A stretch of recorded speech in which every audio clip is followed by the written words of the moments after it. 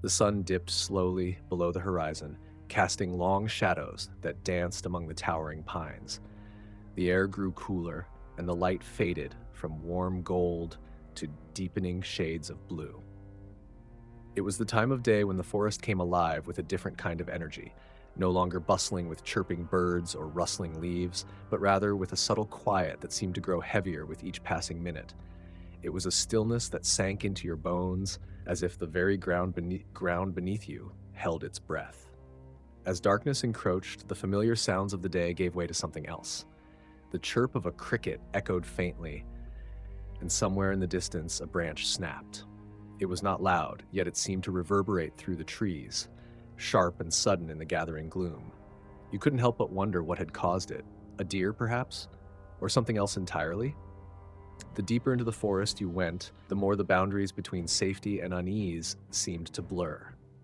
It was easy to dismiss the nagging feeling at first, to explain away the odd sensation of being watched as just a trick of the mind. After all, the woods were a place of peace, a sanctuary for those who sought solitude. People came here to escape the chaos of the world, to feel a sense of calm that could not be found within city limits. The wilderness was supposed to be a refuge, where the worries of daily life melted away beneath the canopy of green. And yet, as the last of the daylight slipped away, the woods seemed to change, to become something else entirely. There was a hidden darkness in these trees, a sense that the beauty of nature concealed a more secretive and ancient world. A world where things moved just beyond the reach of sight, where the boundary between the known and the unknown was thin and fragile. It was an old kind of fear that took root here, a primitive unease that whispered that maybe, just maybe, we were not as alone as we liked to believe. In that moment, standing amidst the deepening shadows, you could almost feel the forest breathe. It was as if it had a consciousness of its own, an awareness that stretched back long before any human set foot on this soil. The air seemed to carry a weight of stories untold, secrets buried beneath centuries of fallen leaves.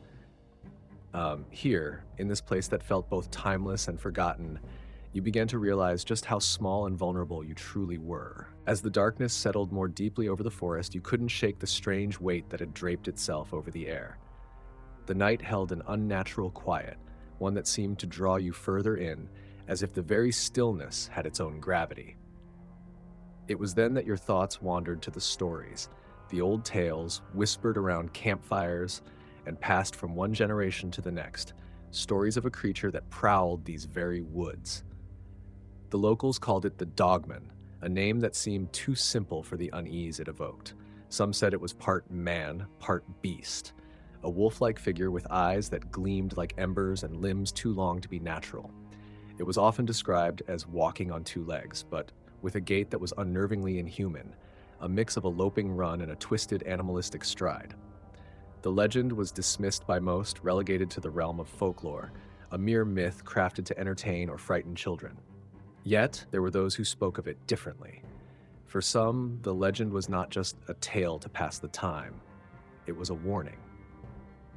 You recall the accounts you'd heard, a hunter who claimed to have seen glowing eyes peering from the tree line, only to find enormous tracks leading off into the darkness, far larger than any wolf's. Then there were the hikers who swore they had heard howls echoing through the night, sounds that started like a wolf's cry but then distorted into something that sent chills straight through the spine, as if the voice of the forest itself had taken on an unnatural tone.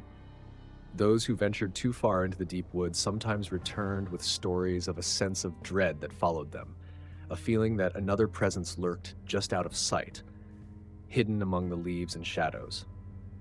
No one could say exactly where the stories began, only that they had been around as long as anyone could remember.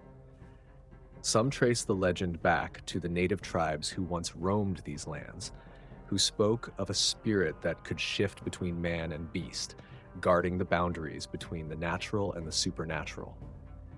Others thought the tales were born from the early settlers' fears of the wild, fear of the unknown predators that stalked the darkness, of the vast and untamed wilderness that seemed to resist human control. Whatever the origin, the stories persisted, surviving even as the world outside the forest changed and modernity crept closer. Standing there, surrounded by trees whose bark seemed to hold the marks of time itself, you began to wonder how much of the legend was true.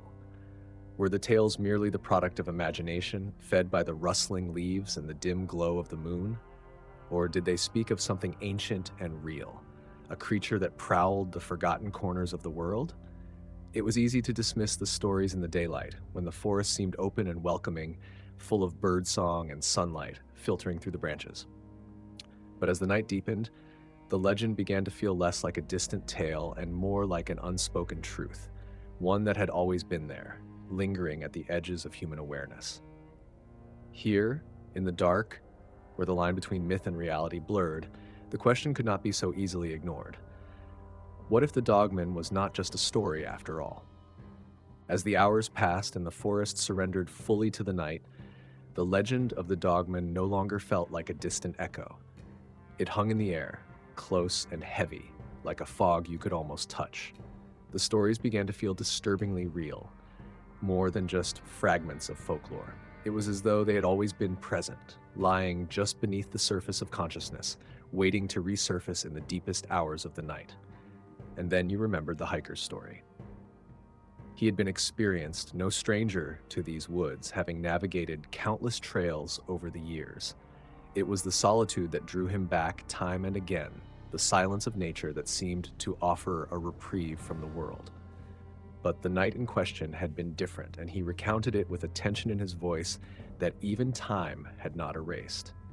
He had set up camp at the edge of a clearing, where the trees broke apart just enough to allow a glimpse of the starlit sky. As the fire crackled and the night deepened, the sounds of the forest began to shift. It started with a rustling in the brush, too rhythmic to be the wind. He tried to dismiss it, perhaps a deer passing nearby or a fox skirting the camp's edge. But then the noises grew closer, followed by a low, throaty growl that rolled out of the darkness like an uninvited whisper. He stood, clutching his flashlight, and swept its narrow beam across the tree line. For a long moment, there was nothing, just the dark shapes of trees, the uneven ground, and the breath of the night. But then, as he moved the light, it caught a pair of eyes. They reflected back at him, yellow and unblinking, far higher off the ground than they should have been. He froze, the light trembling in his hand, as the shape of something tall and vaguely humanoid seemed to emerge from the darkness. It moved with a peculiar fluidity, as if its limbs weren't entirely bound by the same rules of motion that governed other creatures. The hiker described it as having the outline of a man, yet distorted, as though it had been stretched unnaturally. Its head was broad, with features obscured by shadow, and the faintest hint of fur could be seen along its form. What struck him most, however, was not its appearance, but the feeling that accompanied it. A palpable sense of malevolence that seemed to emanate from the figure, as though it resented being seen, resented his very presence in its domain. In a sudden burst of courage, or perhaps desperation, he shouted, trying to scare the thing away. But the figure did not retreat. It tilted its head as if studying him, then took a step forward. It wasn't a rush or a charge, but a measured movement, as though it was in no hurry to end whatever game it was playing. Panic surged through him, and he turned, sprinting back toward his tent, abandoning his campfire and supplies. The night came alive with the sound of his own ragged breathing, his heartbeat pounding in his ears. He ran without looking back, following the trail by memory, as if the darkness behind him threatened to swallow him whole. Even as he reached his car, parked at the trailhead, and fumbled with his keys, he thought he could still hear the rustle of movement in the woods. The drive back into town was a blur, the road winding through shadows that seemed to watch as he sped past. When he finally spoke of it, days later, it was only in fragments, as if fully recounting the experience might somehow bring it back. There were those who dismissed his story, attributing it to exhaustion, a trick of the mind, or an encounter with a known animal misinterpreted under stress. But others, who knew these woods and the stories within them, were less quick to brush it aside. There was something about the hiker's account that rang true, something that resonated with the old tales in a way that couldn't easily be ignored. It left a lingering question in the air, one that hung like a dark cloud over those who ventured into the deep woods at night. The hiker's tale was enough to spark a deeper curiosity, a need to know whether the stories were more than just unsettling campfire legends. For one local journalist, the Dogman was no longer merely a topic for passing conversation or a whimsical feature in the town paper. It became a puzzle that needed to be solved, a truth buried in layers of folklore, witness accounts, and the mysterious unknown. The journalist had grown up on these stories, but now, armed with a notepad, a voice recorder, and a determination to unravel the legend, the investigation began in earnest. The first step was to track down other witnesses, people who claimed to have seen or heard something unusual in the woods. The stories varied. Some described strange noises at night, others spoke of fleeting glimpses of a figure too large to be a wolf, moving among the trees. One woman recounted how her dog had refused to go beyond a certain point on the trail by growling and backing away with its fur bristled, though there seemed to be nothing there. An old hunter shared his own unsettling experience of finding deep gouges in the bark of a tree, too high up and too wide apart for any bear. His voice quivered as he admitted that he no longer hunted in that part of the forest. The journalist combed through local records, unearthing old police reports that documented peculiar incidents. Abandoned campsites found with food still on the fire, vehicles left unattended at trailheads for days, and missing persons cases that faded into silence. The pattern wasn't obvious at first, but the more the journalist dug, the more threads seemed to connect, weaving a web of eerie coincidences and disturbing clues. There were just enough details to hint at something out of the ordinary, yet never enough to form a complete picture. Determined to find physical evidence, the journalist ventured into the woods with a small team of volunteers. They carried trail cameras, audio recording devices, and even a thermal imaging camera, setting them up in areas where sightings had been reported. For days, the woods offered nothing but the usual wildlife: deer grazing at dusk, a lone fox skirting the edge of a field, and the occasional distant call of an owl. It was easy to doubt the legend in these moments, to dismiss it as a figment of overactive imaginations. But then, on the fifth night, something changed. The audio recordings picked up a series of low, guttural noises, sounds that didn't match any known animal in the area. The team reviewed the footage from the thermal camera, and for a few brief moments, there was a heat signature, tall, upright, and moving with an odd, almost limping gait through the brush. It was gone as quickly as it appeared, fading back into the cool blue of the night. The trail cameras captured only darkness, the figure staying just outside the frame, as if it was deliberately avoiding the lenses. The journalist, though skeptical by nature, felt a shift in perspective. The evidence wasn't conclusive, but it was enough to raise more questions than it answered. And then there were the claw marks. On a cedar tree at the edge of a clearing, deep gouges scored the wood, cutting through bark and sapwood alike. They were spaced far apart, wider than any bear's paw could stretch, and reached higher than a person could reach without standing on something. As the investigation continued, the journalist found themselves speaking with older residents, those who had lived near the forest for decades.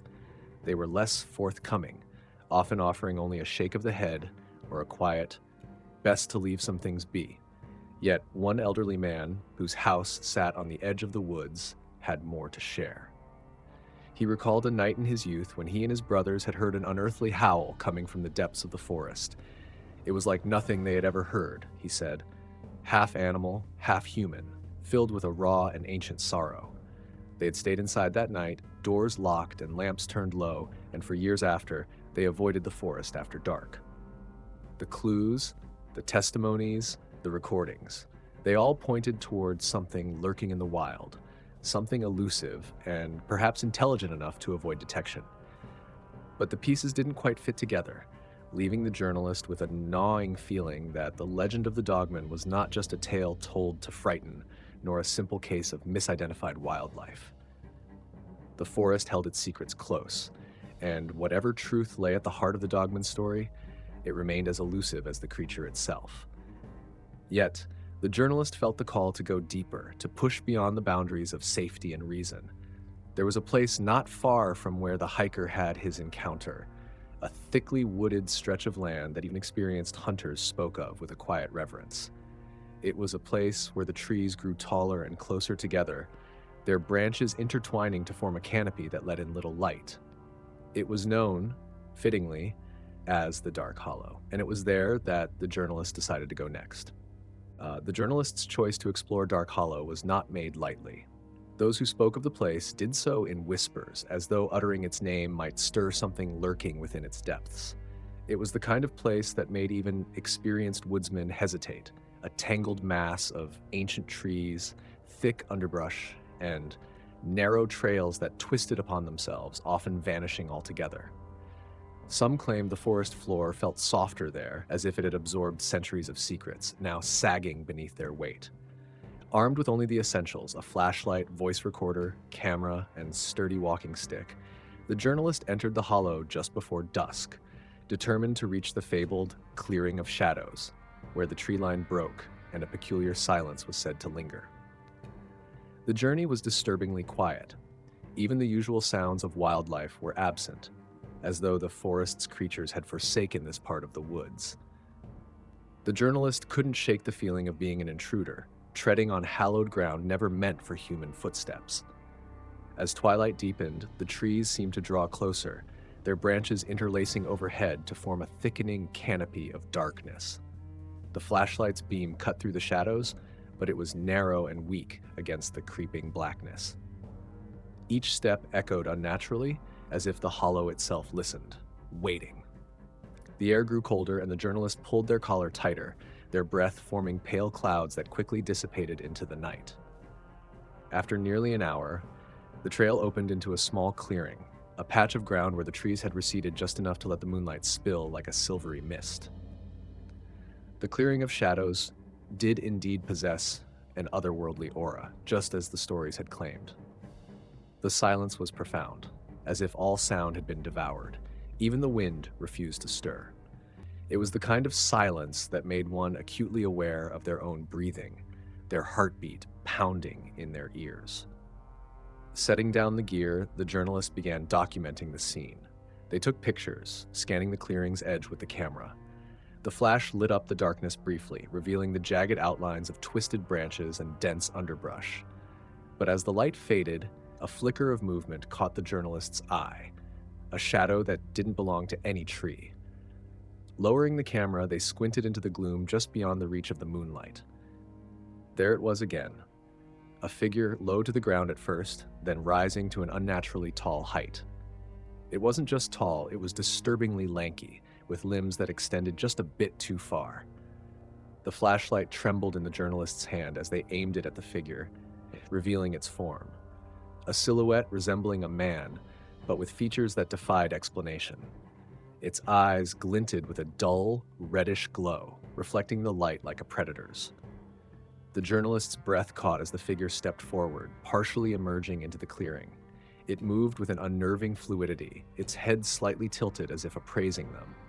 The air grew impossibly cold, and a low growl resonated from the creature, a sound that rumbled through the ground, vibrating the very air. The journalist stumbled back, fumbling for the voice recorder, desperate to document something, anything, that could confirm this was not just a fear-induced hallucination. The growl swelled into a snarl, and the creature lunged, not with a full charge, but with a sudden burst of speed that closed the distance far too quickly. Instinct took over, and the journalist turned and ran, crashing through the underbrush and dodging low branches. The flashlight beam bounced erratically, casting fleeting images of twisted roots and gnarled trees. Yet the sense of being chased only intensified, a certainty that something was right behind them, closing in with every step. The trail seemed endless, twisting back on itself, each step a struggle against the darkness. The journalist's lungs burned with the cold air, their legs aching as they pushed onward. There was a moment, brief and terrifying, when the beam of the flashlight swept across the ground and caught sight of fresh claw marks gouged into the dirt, deep and parallel as though left by some massive hand. Panic surged through them anew, pushing them to move faster. Finally, the trees began to thin, and the faint glow of distant lights, perhaps the trailhead, perhaps something else entirely, emerged ahead. The journalist didn't dare look back as they broke through the final line of trees and stumbled into the open, collapsing onto the rough gravel of the path. For a long moment, they lay there, gasping for air, every muscle trembling. The night behind them was silent again, as though the hollow had swallowed up whatever had pursued them and returned to its quiet, brooding stillness. When the journalist finally gathered the courage to look back, the darkness of the hollow seemed impenetrable, as though the very air within it resisted the touch of light. There was no sign of the creature, no sound, no movement. Yet the sense of being watched remained, lingering at the edge of perception like a breath against the back of the neck. As the journalist rose unsteadily to their feet and hurried back down the trail, a thought echoed in their mind, unbidden and inescapable. The hollow did not release its secrets lightly, and whatever walked within it was more than a story. The path away from the hollow seemed longer than before, as though the forest itself stretched outward, unwilling to let the journalist leave so easily. Even as the trailhead came into clearer view, with the faint glow of the town just beyond, there was a sensation that clung to the air, a weight that refused to lift. It was as if the encounter had marked them, left a lingering presence that followed like a shadow. The sound of their own hurried footsteps seemed unnaturally loud in the quiet of the night, each crunch of gravel against dirt amplified in the otherwise still world. Once safely inside the car, the journalist locked the doors and sat there for a moment, heart still racing, hands trembling on the steering wheel. The darkness of the hollow lay only a short distance away, hidden now behind the curtain of trees, but it still seemed to reach out, to brush against the windows. The engine roared to life, and as the car sped away, the road behind them dissolved into shadow, swallowed up by the wilderness that guarded its secrets so jealously. The drive back to town was a blur, the headlights cutting through the mist that had begun to gather in the low places. The journalist couldn't shake the image of the creature, the way it moved, the look in its eyes that seemed to suggest something more than mere animal instinct. It had felt like an intelligence, a sentience that lay behind those eyes, aware and watching. The growl still echoed in their ears, not just as a sound, but as a feeling, a deep rumble that had vibrated through the very earth beneath them. Back in the safety of their small apartment, surrounded by familiar walls and the hum of everyday life, the journalist replayed the recordings from the trip. There were the usual sounds of rustling leaves, distant bird calls, and the soft crunch of footsteps on the forest floor. But then, in the recording from the clearing, there was a growl, low and resonant, just as they had heard it. And in the background, a faint rustling that seemed to draw closer with each passing second. The voice recorder had picked up the sounds of pursuit, the evidence of something following just out of sight. The journalist sat in the dim light of the room, reviewing the photos taken at the edge of the hollow. Most showed nothing unusual, just the tangle of trees, branches clawing at the sky, and the underbrush that thickened into a nearly impenetrable mass. But in one frame, near the far edge of the clearing, was a shadow that didn't seem to belong to any tree.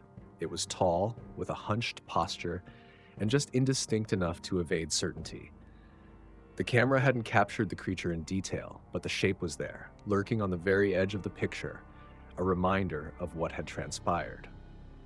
In the days that followed, the journalist found it increasingly difficult to shake the experience. Even far from the forest, it lingered, haunting their thoughts.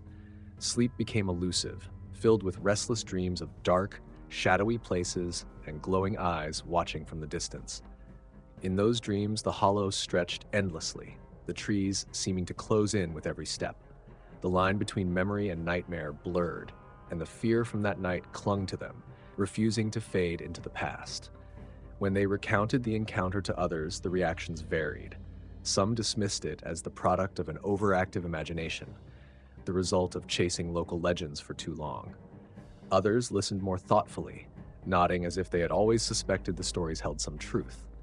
A few even shared their own strange encounters, an eerie howl on a quiet night, or an unsettling feeling that made them turn back while hiking. These fragmented stories never painted a complete picture, but there was a common thread of unease running through the accounts of those who had ventured deeper into the woods. The journalist soon realized that the experience had shifted more than just their view of the legend. It had shaken their sense of security. Where they had once felt that nature could be understood and navigated with care, they now saw a naivete in that belief. Some places, it seemed, lay beyond the rules of the familiar world. The forest was no longer just a place of trees and trails. It had become something ancient and indifferent to human presence. It held its own mysteries, its own guardians, and perhaps even its own laws that defied logic. The Dogman, or whatever it truly was, served as a reminder that some mysteries were meant to remain unsolved, some legends left untold. The creature's existence, half glimpsed, half felt, suggested that the world still harbored things beyond human comprehension, watching from the darkness unnoticed. From then on, the journalist avoided going into the woods alone.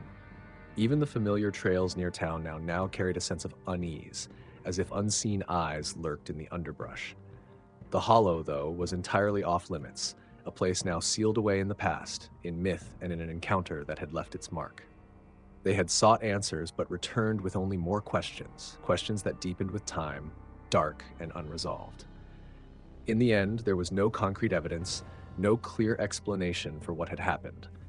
The recordings, the photos, the claw marks, they were mere pieces of a much larger puzzle that would remain incomplete, clues to a story that only the forest itself knew how to tell. What lingered was the undeniable certainty that the legend was more than just a tale. Somewhere in those ancient woods, something still moved, hidden in the shadows, as old as the land itself, silent, watchful, and content to remain a mystery. And so the question remained, were the woods truly safe, or did they conceal things beyond human understanding? The hollow kept its secrets, as always, and the forest remained a place where the boundary between myth and reality was as thin as the mist drifting between the trees.